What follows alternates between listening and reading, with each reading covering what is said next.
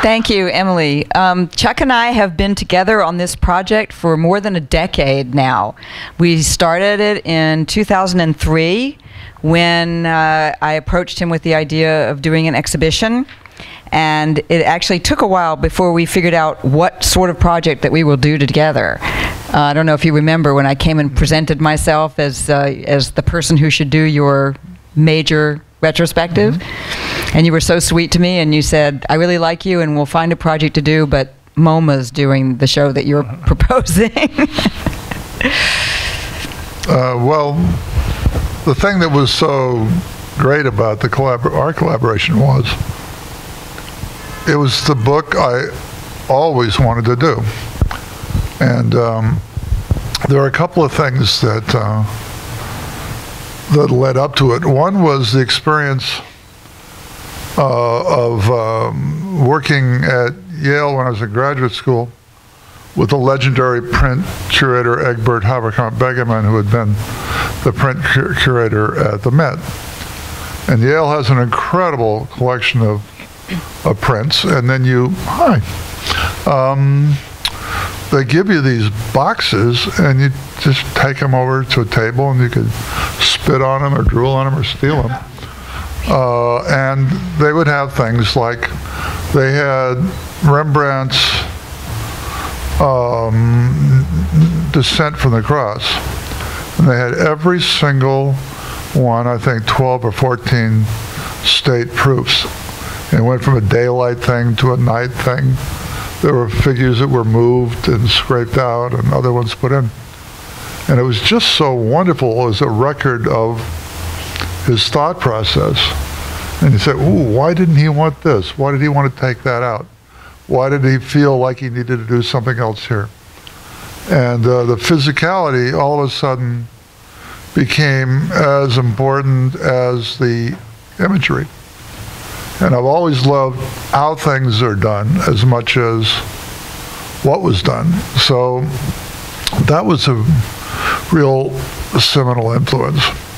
So when I started to make prints, I took all the detritus, the progressive proofs, the state proofs, the wood blocks, everything, and I put them basically under my bed, never knowing whether I could convince anybody that this is stuff that should be seen. And I was convinced.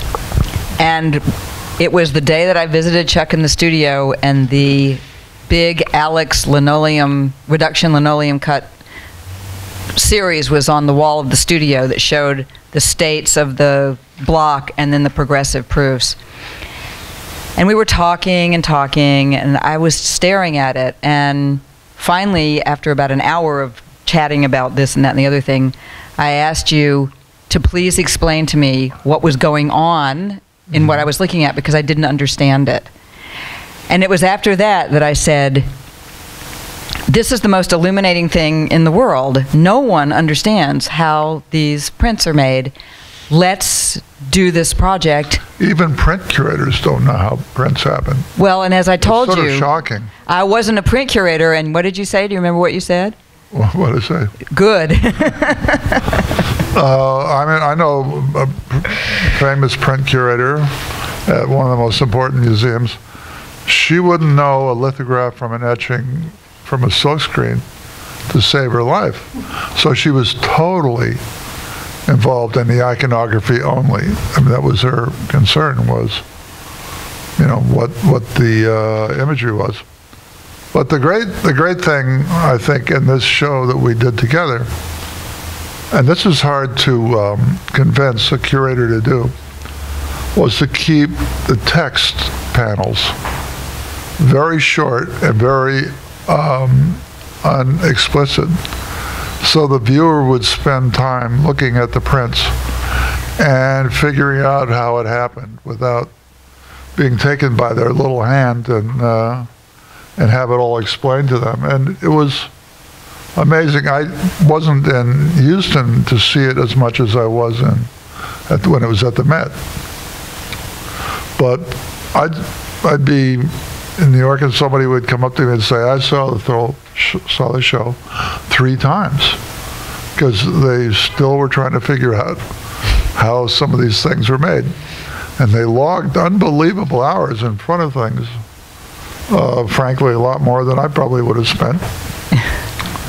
And then they got to the point where they were noticing stuff that I didn't notice. I did a scribble etching. Well, how many? Were there 16 proofs or something like that above? There are 12. In the first one? Oh, no, in the first one there are 15. 15. So above were the 15 state plates, where I took a magenta-colored pencil, drew on something, and it lifted the soft ground off, exposing the plate, and then it would be etched. So it'd be magenta, and then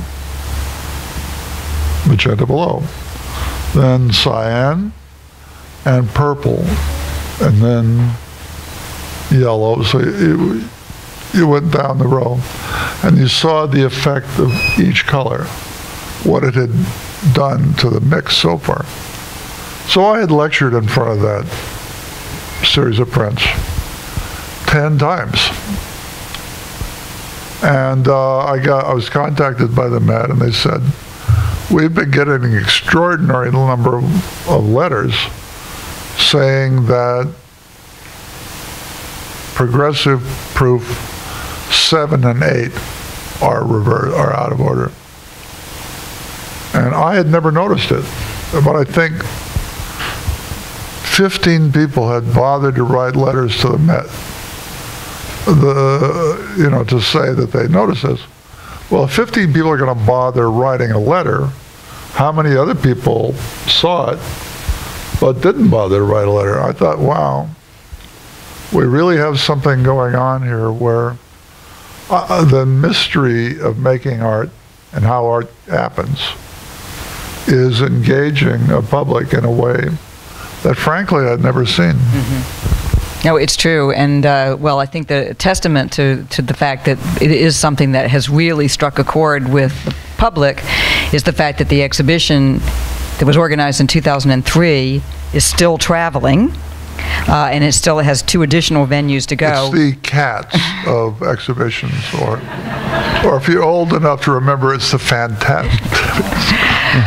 But the other beautiful thing is having the opportunity now to work with Prestel to update the book, which, since it was published in 2003, since that time, there's been a decade that's passed, and many, many new prints, and a lot of new innovations. And a lot of new collaborators. And a lot of new collaborators. So we were able to go back, and one of the most exciting things to me about this whole process was having the opportunity to sit with Chuck and the master printers who are actually working on prints as we were talking, and hear them talk back and forth about how the print's going, what needs to be done, what Chuck is happy with, what he's not happy with, and new collaborators. And a lot of these master printers, the really creative ones, are like mad scientists. And they keep coming up with these brilliant ideas, some of which Chuck will do and some of which he won't. But to be able to then catch up with 10 years of new collaborators and sit down and do a whole nother series of interviews with Chuck. And some were in the same processes we'd already used. True. But some were brand new to me. Yeah. And so the voices of the printers really, I think, make the book different from any book I've ever seen, which was a lot of printmakers, and it always annoyed me. I used to say the only good printmaker is a dead printmaker, because they were so secretive. And they did this process, and they wouldn't tell anybody how it happened, because the secret would be out, and so the thing is, this is a handbook of how many different processes do you think there are? There got to be 30 or more, don't you think? Without looking at the index in the book, there are so many that it's hard to remember. But it goes starts with the very, very beginning, the first mezzotint you ever made, and goes all the way up to the very last print, which was actually one of the most exciting things I'd seen in a long time.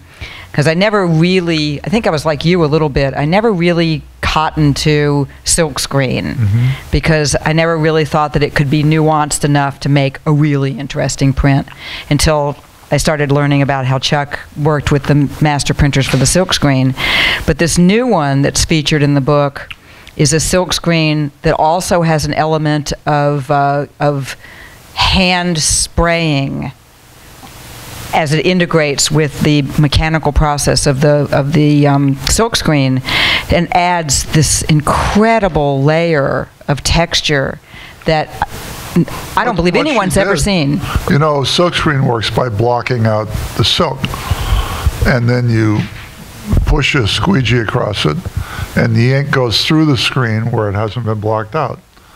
So she came up with this innovation to make softer shapes by holding the screen about a ½ an inch away, and then she would spray through it, and you got this very soft effect instead of the hard edge that's so easy to get with a silk screen and so hard to get rid of.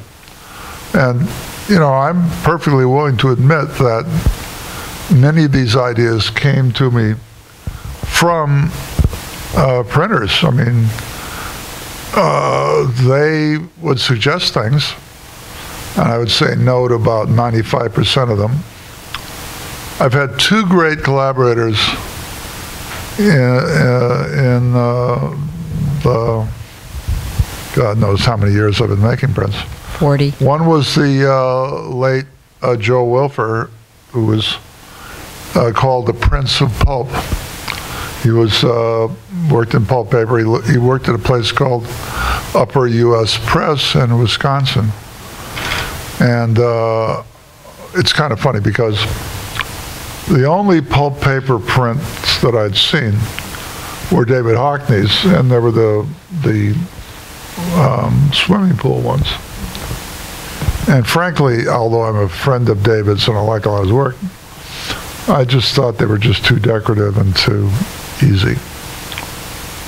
So Joe Wilfer had moved from Wisconsin to New York to run Skowhegan, and I was on the board of Skowhegan, and we had hired him to do it. There was a big conflict between the nitty-gritty people who actually worked with the artists and the black tie crowd that were involved with Skowhegan, who never understood what something like that, a school like that, is supposed to do. So he immediately got fired, and he moved his family, his children here. So he came by my studio essentially saying, help, you hired me and now I'm here. What am I going to do? So he said, let's make a pulp paper piece. I said, I love you, Joe, but get out of here. I'm not interested in doing it. And he said, why? I said, well, it's because I can't get enough tonal gradations, and it'll be this, and it'll be that. And then he'd go away for a week, and he'd come back with an experiment, and I'd say, you see, I told you you can't do it. And he'd say, what's wrong with it? And I'd tell him. Then he'd go away again, and he came back another week, and he was inching closer to what I wanted. And finally, you've probably experienced in other aspects of your life, you hire someone to get rid of them. You know, I just didn't want him coming to my door every week.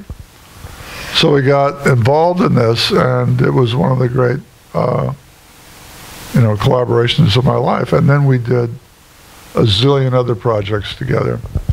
And now I'm working with Don Farnsworth in Oakland in, what the hell's the name of his press? Magnolia Press. Magnolia Edition. In Oakland, California. Yeah. And I do the watercolor prints with him. I do the tapestries with him. You know, and these are the most important collaborations of my life as an artist. And again, Joe would come up with 100 bad ideas for every good one. Same with Don. You just say, no, I'm sorry, Don. No, you don't know. That's the worst idea I ever came up with. But you end up finding areas of collaboration that you can't arrive at any other way. I mean, you can't. It's a little bit like being married, you know. That's kind of how I feel. But it's been a good one. Mm-hmm. You once said, Chuck, that every innovation that has been expressed in a painting has happened as a direct result of something that you discovered in doing a print. Well, it went both ways. I'd make a unique work, and that suggested something that could be done as a print or a multiple. A multiple is not a print because it doesn't have a matrix, a wood block or a stone or a plate. Each one has to be made all over from scratch every time. So a pulp paper print, each one is done every step over and over and over, or the ones I'm doing with felt stamp, where we're actually putting a felt cylinder into oil paint and pressing it onto the paper. These poor sons of bitches have to do it over and over and over. I just have to make the first one. And sometimes the prints take longer than the painting. I remember when I met the master printer was making Emma, the Japanese style woodcut. Yeah. And we had a long conversation with Chuck about this print. And then I said to him, well, I know that you've been very dedicated to this project and you've been working very hard on this. What else have you been doing since you came to the United States 2 years ago? And he looked at me and he said, I don't think you understand. I have been working on this print for 2.5 years. And it only took me 3 months to make the painting, so. So if anybody tells you that a print is somehow lesser than a painting, all you have to do is think about I'd like to address that, actually. Please. I make very few paintings. And if you're in Duluth or Des Moines or buttfuck Arkansas, which I guess is quite an area of Arkansas. Let's steer clear of politics here. But they may never see a painting. And there's a long tradition of prints being essentially signed posters. And they're often mechanically done. And you're buying a signature with an image above it. And my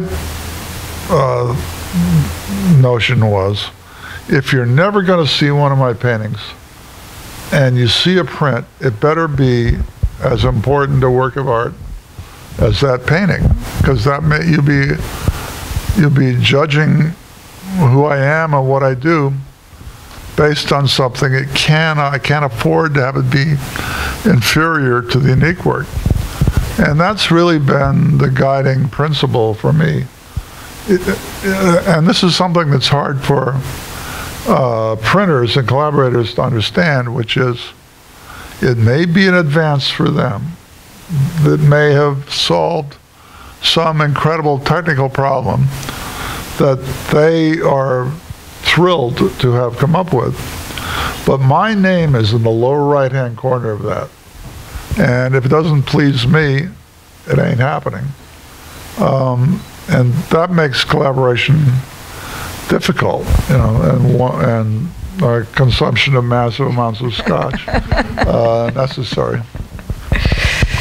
But it's also a very satisfying thing, because not only does it keep you moving forward, since the paintings do take so much time, but it also provides something that I think people sometimes forget about, which is the solitary nature of what it really means to be an artist. For the most part, you are in the studio alone, making something out of nothing. And when you're collaborating with the printer, there's a conversation that takes place. You're still making something out of nothing, but you're finding the way to do it together. When I will go back and forth between a unique work and it would spawn a multiple, that kicked open a door. I thought, oh, what's happening in this multiple would make a great unique work. And each one was built on that experience. Some went through that permutation from unique to multiple to print to whatever. Infinitely. I just did a new fill glass print. I just got the proofs this week, based on a 1968 photograph that has spawned nearly, or maybe more than 100 different works of art. Many of them were prints or multiples. And embedded in that photograph was information that when it was pushed through another system or another process or another set of limitations, that made an entirely different print. So I would do something from fill like the first time I did a pulp paper piece. The way the pulp paper pieces work is you tune a bunch of buckets of pulp from white to black and about 24 grays. Then you have a grill like goes over fluorescent lights in a elevator, lots of little spaces. And then you write on the side of the walls of each of these things what pulp gets squirted into that hole. So let me just say that I did, people say, oh, this is like digital. You were digital before there was I was digital before there was digital. But I did it in my head. I went to the first dot drawing show at Biker Gallery. I walked by a magazine stand, and it had a copy of Scientific American with the first computer-generated image. Now, I'd been making these for 3 or 4 years, but nobody had seen them yet. They were all going into the show, and I thought, oh, shit. Now, no one will believe that I did these without the computer. The interesting thing is that at MIT, where they developed it, they called it the Chuck Close program. So I was in there early. But anyhow, so once I had this series of numbers, and the show has huge lists of numbers. But not in a dull way. Oh, it's pretty dull. The image is better. But now I know that the value of this particular area is going to be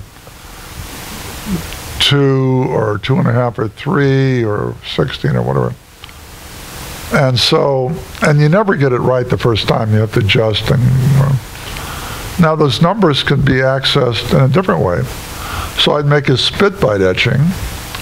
The spit bite etching is acid. You put a rosin on for like a regular aquatint.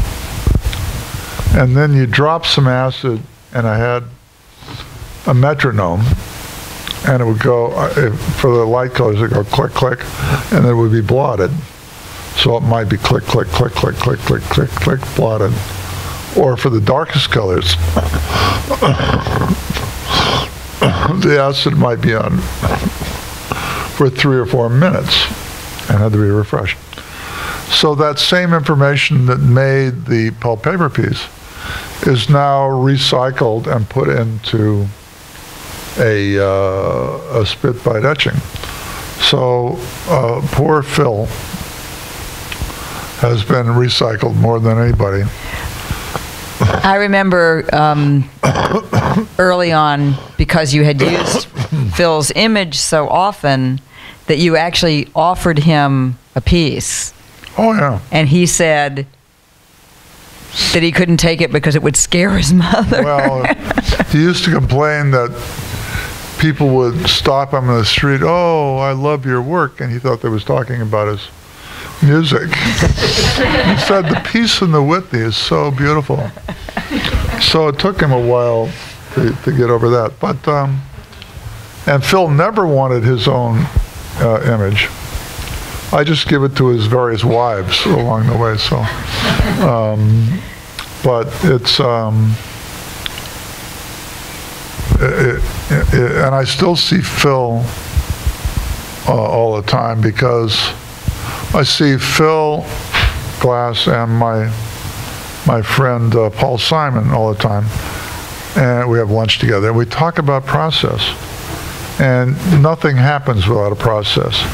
And there are real similarities between the process in writing music and in the way I work. Things are done in layers, you know. So, for instance, Paul will tap on his dashboard on the way driving home to Connecticut, and he'll just work out rhythms. And then he'll go and lay down a rhythm track, and he'll listen to it and think, wow, this is slow, and it's almost like a funeral dirge. So he'd start laying in the instruments, and it would have the rhythm and the music. Then he'd listen to it for a long time, and he said, what kind of image does this conjure up? And one of his recent pieces, a very slow, dirge-like thing, he was coming in from his house in Montauk. It was very foggy. He went to the train station, and he heard the wailing sound of the train coming through the fog. And he said, everybody loves the sound of a train, da-da-da-da-da. And that became the lyrics, something he'd never conceived of when he started the piece.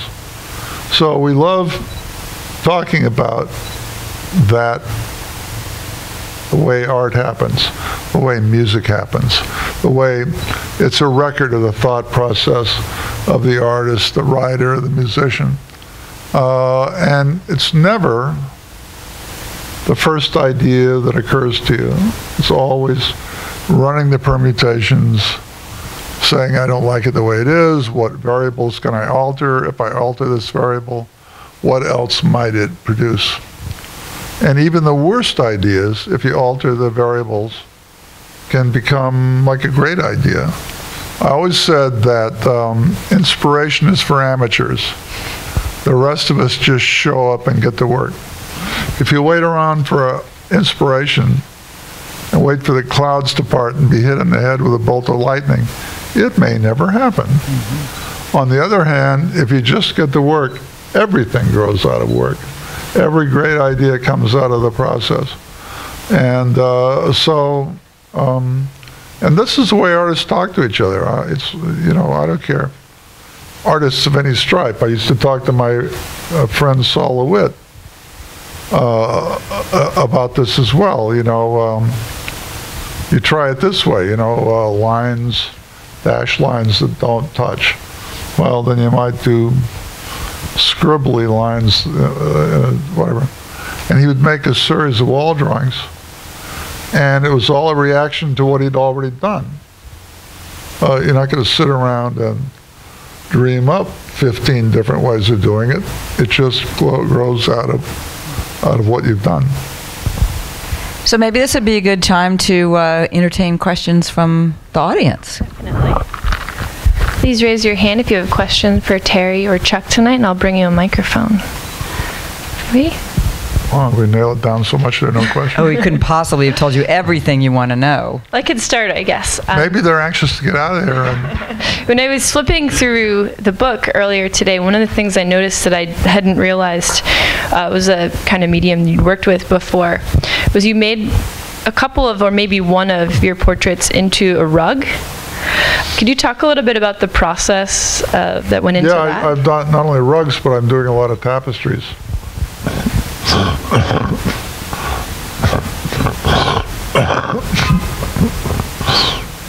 I'm sorry. It's okay. But I made a rug in China. And the way they work is, if it's going to be an edition of 10, they set 10 looms up, and 10 different weavers do their interpretation. They don't all even look alike. And if you're going to make 20, then all 10 people make 2. And they're hand-knotted silk, amazing. So that and some other things I'd done in China interested me. And when I got involved with Don Farnsworth, he said, why don't you make tapestries, and we'll go to Bruges, Belgium. And these people are making tapestries for hundreds of years. The story is complicated. You got time, or are you just trying to get your book signed? I have time. There's some books I've already signed. You can buy those and get out of here if you want. But it turns out that in Bruges, where they wove these things, a Rubens painting that might have taken him 3 weeks would take 2 or 3 years to weave as a tapestry. And these tapestry weavers sat at a big loom, and usually a child, perhaps their son, would be above and drop the threads down as they needed it. And it was incredibly time-consuming. So one of these sons, according to the story, who hated his job, dreamt up a way of automating the process. This is several hundred years ago with no electricity. And he came up with a process in which holes were punched into cards. And then these cards were sewn together and went up into the ceiling of the factory and down and met the loom. And there were rods that moved to the left, and if it hit the cardboard, it didn't lift up any threads. But if it went through the hole, then all the threads that were connected to that rod were lifted at once. And then you could shove a shuttle underneath, and it would be essentially 2 up, 1 down, 3 up, 2 down, etc. It'd all be done in one fell swoop. So this speeded up the whole process. But the League of Tapestry Weavers were really pissed off, and a lot of them weren't necessary and lost their jobs. So they burned down the factory and burned the loom. And these weavers had come from the village of Lud, and that's the basis of the word Luddite, someone who's against progress and change. Well, of course, they built more looms. Okay, so you cut a couple hundred years, and IBM is trying to figure out how to get information into its big mainframe computers. There were a tractor trailer, and my extremely primitive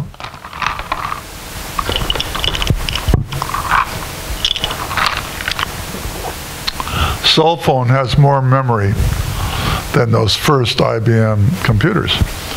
It couldn't recognize numbers, and it couldn't recognize letters.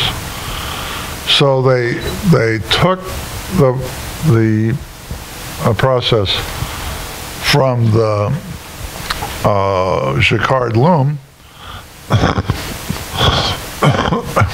and made the IBM key punch cards. Some of you, I can look around the room, are old enough to remember the cards. It said, don't fold, spindle, or mutilate, because you had to keep the holes in just the right place so the light would go through and control it. You put a whole stack of these cards, and they go ka-chung, ka-chung, ka-chung, ka-chung, ka-chung. And that became, so here is this moribund, archaic process coming to the rescue of 20th century technology. And in IBM's headquarters, in the lobby, they have a jacquard loom. And they attribute everything they've done to this one loom. That's a classic example of one innovation kicking the door open to something new. So wonderful. Anybody else have that question for Chuck and Terrie? Let me bring you a microphone. Well, while we're talking about activities that, obviously doing a mezzotint was a archaic, nobody knew how to make them anymore. That sounded good to me. Let's figure out, the printer and I will figure out how to do it together. I never wanted to go to a shop where they knew how to do something and I didn't. Because then they'd tell me what to do and that's all that would occur to me. So I try and find a process where they didn't know how to do it either, and we would find it together. But if you take another dead activity, in France in the 19th century, there was a tapestry weaver, and actually Louise Bourgeois and her family that restored tapestries actually worked on these tapestries and drove Louise crazy. And that's why she sculpts a lot of feet, because she was little and she could only do the bottom parts. But anyhow, there was a tapestry weaver and he made color tapestries. And he used only red and blue and yellow and the brightest colors. And then they would notice that these bright colors would make skin or other very complicated colors. So people were always asking him how he was able to do this, how to make a dull orange-brown out of red, blue, yellow, green, purple. And he tried to explain it. And to do this, he drew the first color wheel and defined primary and secondary colors. And what happens when you mix them and you go straight across the color wheel, the color that is going to affect the color the most and not make a new color is the one that is diagonally across the wheel. We know that his book was owned by every one of the Impressionists and Post-Impressionists. So here is this activity that seemed essentially dead, and it changed the course of modernism. You have to remember what happened when the camera came along. When the camera came along, painters thought, oh God, there go all the commissioned portraits, and now people are shooting, their head in a neck brace for 3 minutes, and so what did painting become? The daguerreotypes were black and white, so painting immediately became much more colorful. Exposures were very long.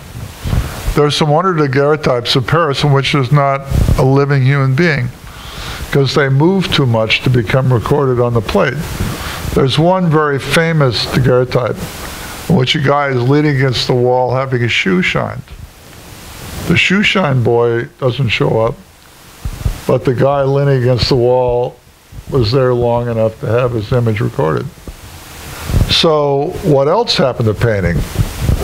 You got futurism, you got movement, because photography was not capable of recording movement. Then it was unbelievably sharp and detailed. So painting immediately became an impressionistic broken color rather than, sharp and defined, shapes and edges and whatever. And this continued to the point where in the 60s, I was hated by people who called themselves eyeball realists because I worked from photographs. And photographs were still hated I got spit on at a lecture for the Figurative Art Alliance, which was all these guys who, they threw beer cans at me because to paint from life was to be closer to God. To work from photographs was, it was the handiwork of the devil. So these things, these prejudices continued. But I just think it's incredible that one weaver changed the course of technology and another weaver changed the course of art and modernism. So you never know where influence is going to come from. There was a question here. Can you tell us about something that you might be dreaming of doing, and if you're not doing it already, what's constraining you? Something what? Something you're dreaming of doing, and if you're not doing it yet, what's constraining you?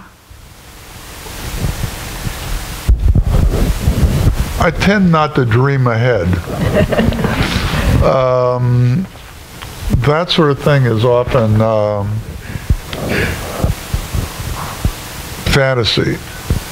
And in a perfect world, you might be able to carve the Lord's Prayer on the head of a pin.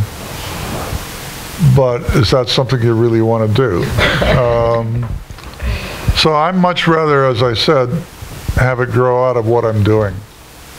I don't ever remember, well, first of all, if I dream of doing something, the minute I try to do it, it doesn't work out at all.